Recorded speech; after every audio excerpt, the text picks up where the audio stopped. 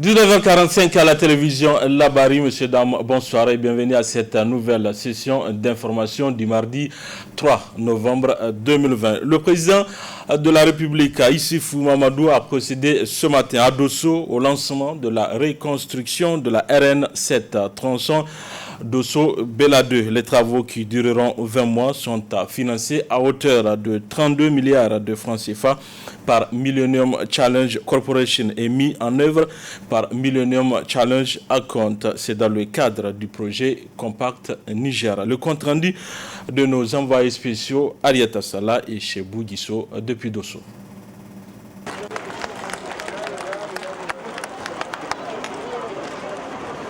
Ainsi, par ce coup d'envoi symbolique, le président de la République du Niger, Issoufou Mahamadou, a lancé les travaux de réhabilitation de la route nationale A7 Dosso-Bela 2, longue de 83 km, connectant avec la section Bela 2 Gaïa, frontière du Bénin en finalisation.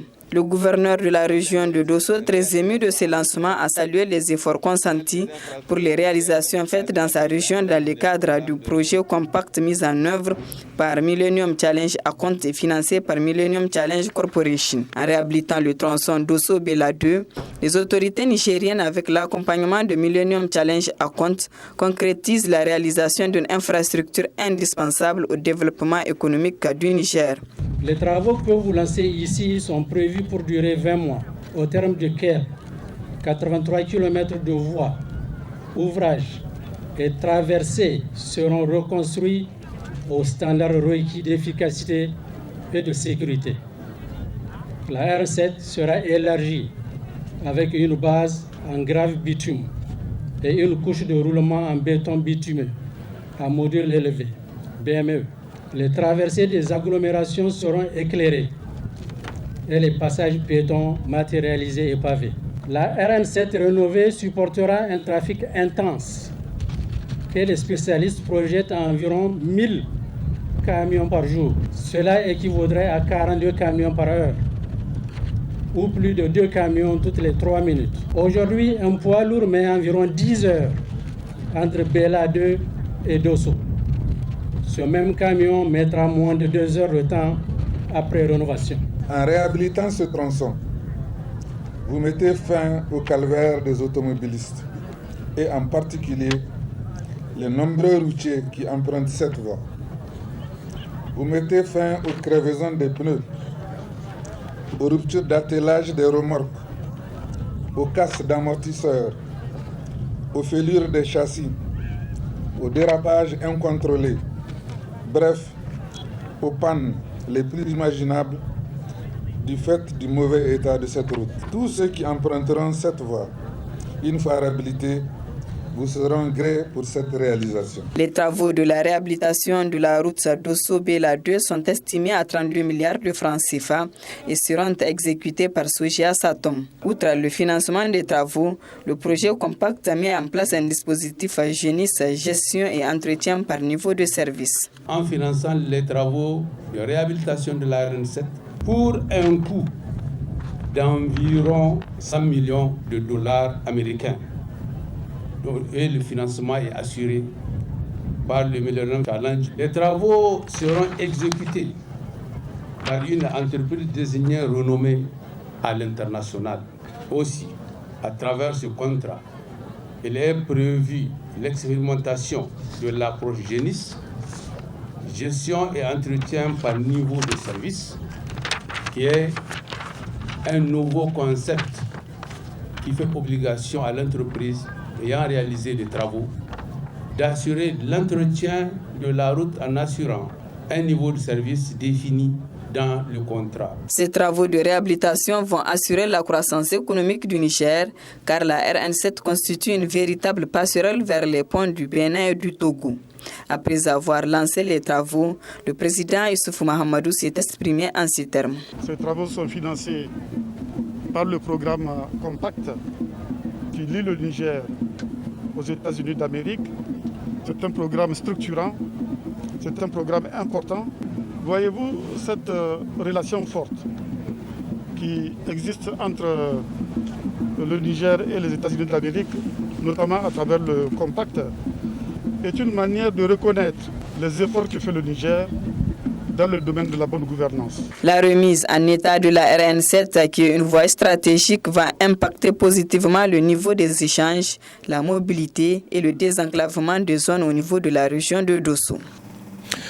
Le siège de l'ONG EPAD Niger a servi de cadre ce matin au lancement du projet d'assistance humanitaire au profit des femmes et enfants réfugiés et retournés de la région de Niamey. L'initiative est celle de l'ONG EPAD Niger en partenariat avec l'ambassade des États-Unis au Niger. Nafissatou Yahya, Halidou Brema pour le compte rendu de cette cérémonie.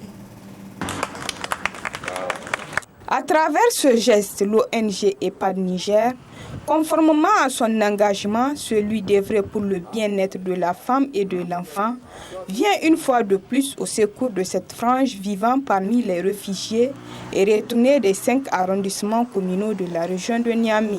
Comme cela a été dit, nous sommes ce matin réunis ici pour le lancement d'un projet intitulé « Projet d'appui aux réfugiés et retournés vulnérables de la région de Niamey ». Ce projet, comme cela a été rappelé tantôt, cible principalement les femmes et les enfants qui sont, à notre avis, les couches les plus vulnérables. EPAD est heureux quand même de vous dire que c'est la 3e fois que nous avons été bénéficiaires de ce fonds. Nous l'avons été avec la crise malienne, nous l'avons été avec la crise libyenne et aujourd'hui nous sommes à notre 3e édition. Je voudrais en tout cas remercier très sincèrement l'ambassade des États-Unis pour cette confiance qui est placée à notre organisation. Et aujourd'hui, nous sommes à cheval en 2 projets. Le projet d'assistance humanitaire qui va avoir une durée de 6 mois, indépendamment en tout cas de l'appui en vivre et non vivre, il est prévu également de soutenir 150 enfants de réfugiés ou retournés du niveau C jusqu'au niveau CM2.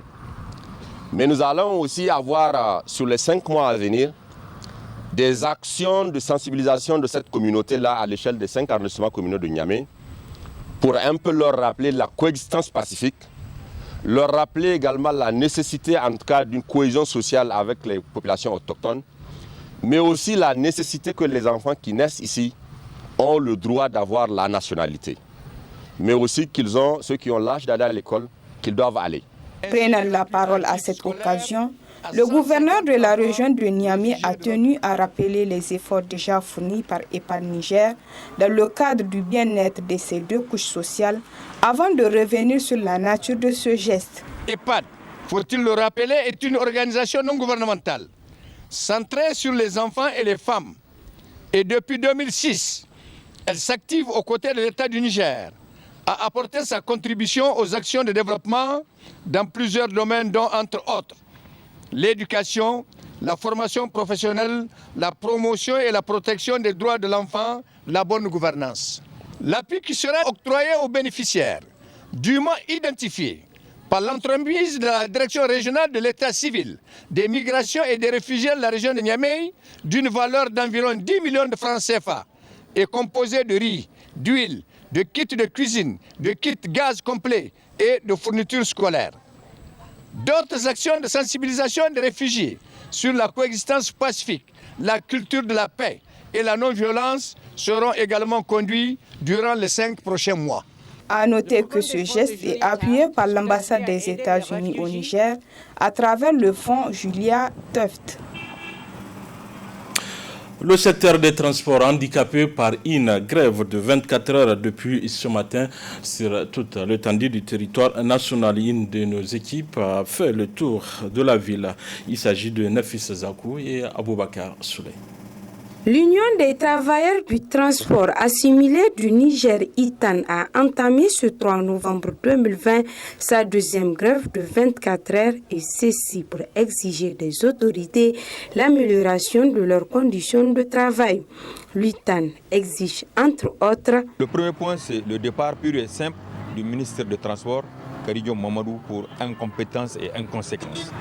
Le deuxième point est lié à la cherté du prix du carburant. 9 ans que le Niger est devenu producteur de pétrole et jusqu'à présent, les Nigériens ne sont pas en train de jouir de cette manne. qu'elle est gérée dans une opacité totale. Et nous avons estimé qu'il est temps que les Nigériens, les citoyens commencent à jouir de ce pétrole. Il y a un point relatif au permis biométrique et à la plaque d'immatriculation, c'est-à-dire la réimmatriculation. Il y a le point lié à la réouverture des frontières terrestres du Niger. Il y a aussi le point de l'immatriculation de nos militants au niveau de la Caisse nationale de sécurité sociale, la surexploitation de nos militants. Malgré ces importants points inscrits à l'ordre du jour, cette grève n'est pas totalement suivie ici à Niamey pour faute d'incompréhension. Cette grève est une grève, en tout cas au niveau national, dans toutes les localités où on exerce le travail de transport. Nous avons demandé cet arrêt de travail. Dieu merci, au niveau de l'intérieur, les échos sont favorables. Nous sommes satisfaits, en tout cas jusque-là, de l'écho de ce que nous parvient de l'intérieur. À Niamey, il y a eu des campagnes d'intoxication, de désinformation de certains syndicalistes égarés qui ont décidé de s'acoquiner avec le gouvernement pour boycotter et saboter notre grève. Si vous vous souvenez, hier tard, la nuit, ils sont sortis en train de faire des communiqués comme quoi nous avons signé un accord avec le gouvernement et que toutes les préoccupations ont été prises en compte. Alors que c'est faux, c'est ça qui a un peu mis la confusion dans la tête des camarades ici à Niamey. Le non-respect de cet arrêt de travail par les taximans se justifie par plusieurs raisons.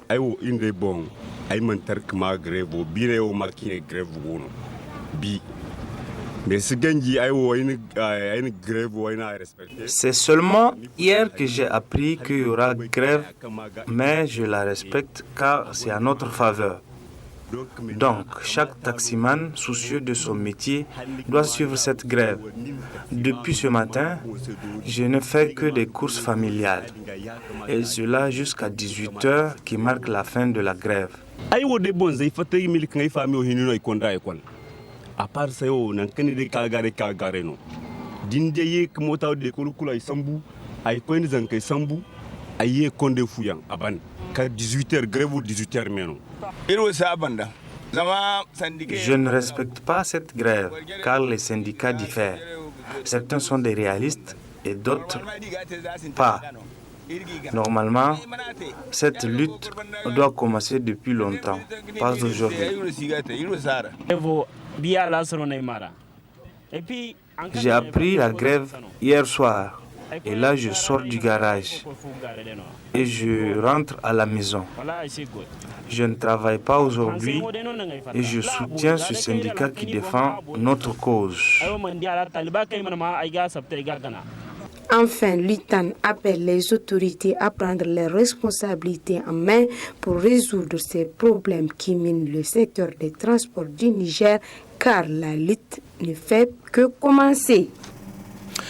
Je vous donne lecture de ce communiqué de presse.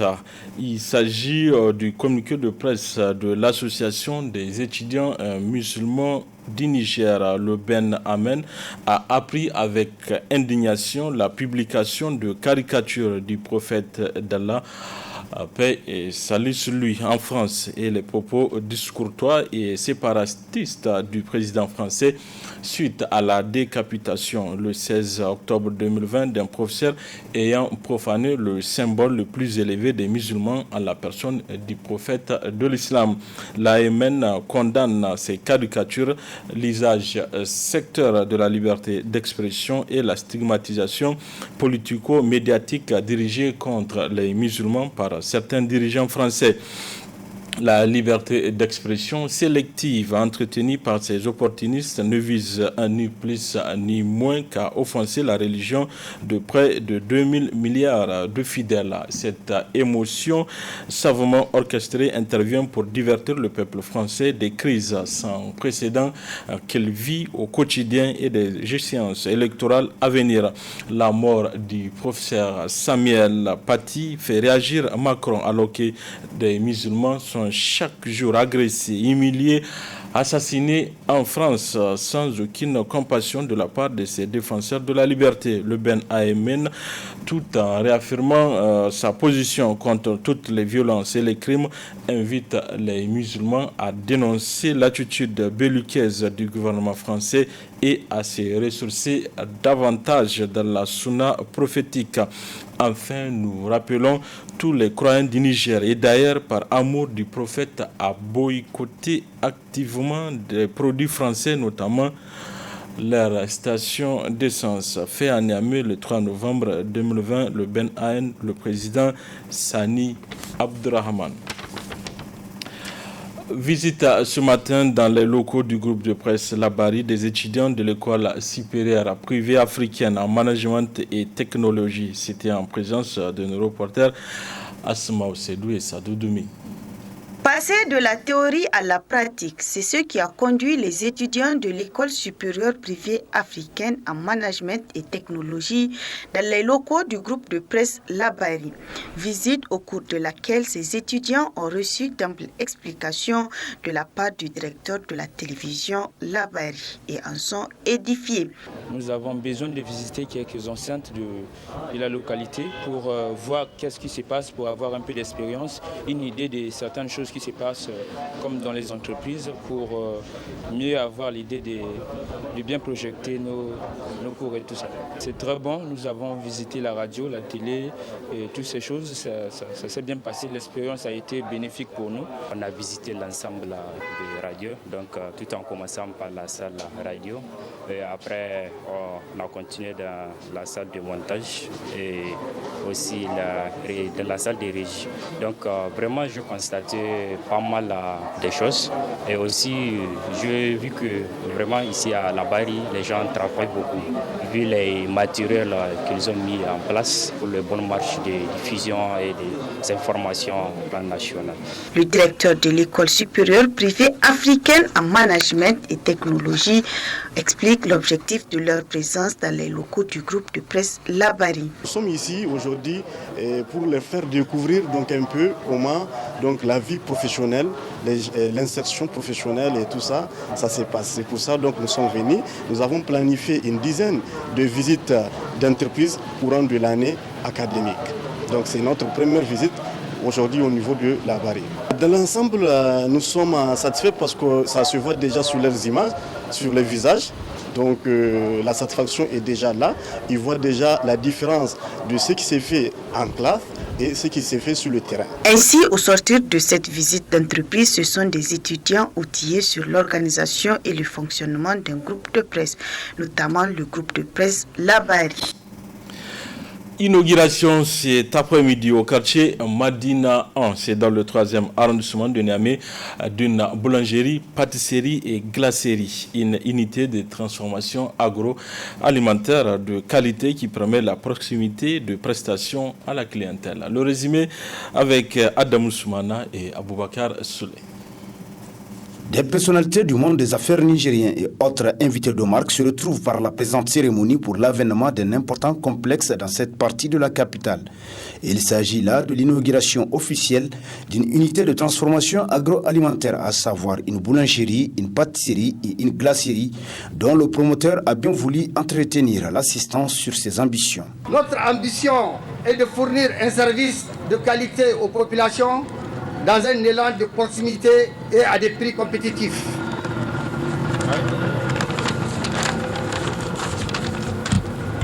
À travers cette œuvre, il est créé des emplois pour les jeunes, sans compter une contribution à l'émergence économique de Niamey, voire de notre pays. Sur ce, je déclare officiellement le lancement des activités de la boulangerie, pâtisserie, glacerie Poulot. Le mot Poulot que vous voyez au-dessus de l'immeuble, c'est seulement le nom de notre famille, uniquement le nom de famille. En marge de cette cérémonie, les invités ont eu droit à une visite guidée des locaux, à l'issue de laquelle quelques-uns n'ont pas manqué de donner leur avis sur cette initiative. Cela va permettre de mettre une fois en plus à la disposition de la population des produits de qualité. Et vous n'êtes pas sans savoir que les produits de pâtisserie sont des produits prisés par la population. Et je tiens une fois encore à remercier Alej qui est ici présent pour aussi avoir associé le 3e arrondissement dont nous avons représenté à l'inauguration de ce joyau. Et cela va bien sûr créer d'autres emplois et cela va permettre aussi la création d'autres activités à travers les détaillants. Je ne peux que féliciter le promoteur. D'abord, j'ai vu l'endroit est propre, c'est un endroit de qualité et avec des produits de qualité. Donc nous ne pouvons que lui souhaiter bon vent et nous demandons aussi à tous les autres opérateurs économiques d'emboîter sur le pas à M. Kader pour pouvoir en tout cas faire avancer l'économie du Niger. C'est un plaisir pour moi d'assister à cette inauguration et je souhaite tout le bonheur du monde au promoteur de cette boulangerie-pâtisserie. Inch'Allah. Bon vent à la boulangerie, pâtisserie et glacerie Poulot de la jeune entreprise Sadik, 6 au quartier Madina 1 et vivement l'ouverture du supermarché. Les prix des différentes bouteilles de gaz domestique seront désormais respectés. La décision a été prise la semaine dernière à l'issue de la rencontre entre l'autorité de régulation du secteur de l'énergie et ses partenaires. Comment cette décision est perçue par certains distributeurs? Élément de réponse dans ce reportage du studio Kalongo. Les prix sont fixés par le ministère du Commerce et de la promotion du secteur privé. Donc chaque mois, vous avez une structure qui sort et qui est signée par le ministre. Effectivement, comme vous l'avez si bien dit, le prix de la bouteille de référence de 12,5 kg est de 3 750 chez le consommateur. Il est de 1 800 pour la 6 kg et de 900 francs pour la 3 kg. L'ARCE, effectivement, est venu rappeler à tout le monde, que ce soit les distributeurs, que ce soit les revendeurs, et même le consommateur, ces prix-là. Ce qui est une très bonne chose, puisque c'est une loi. Avant, c'était la subvention qui venait réguler ces différences de prix. Mais s'il n'y a pas de subvention, vous comprenez que nous allons être tous dans des difficultés sérieuses. Nous, ce que nous souhaitons, c'est qu'au moins que le consommateur, lui, au moins qu'il achète au prix normal. Puisque, étant entendu que même dans les faits, la bouteille de 12 kg, elle est entre 4 000 et 5 000. Ça veut dire que le consommateur même a accepté. Et donc nous demandons qu'on regarde, en tout cas pour sauver la filière. Campagne ngono kango gaz ne rese 4 000. Halon kur kana igo ci. Campagne igo na gaz ne rese 4 000 ikaina iga ne rese 2 000. Wala ke hino be bore yoga. Ya dinga matino. Yergin gaz sam 4 000. Yerem ka gane 3 750. Wala yergin gaz sam 2 000. Yerem ka gane 1800. Wala labi zai imgai wahala agate wala asde.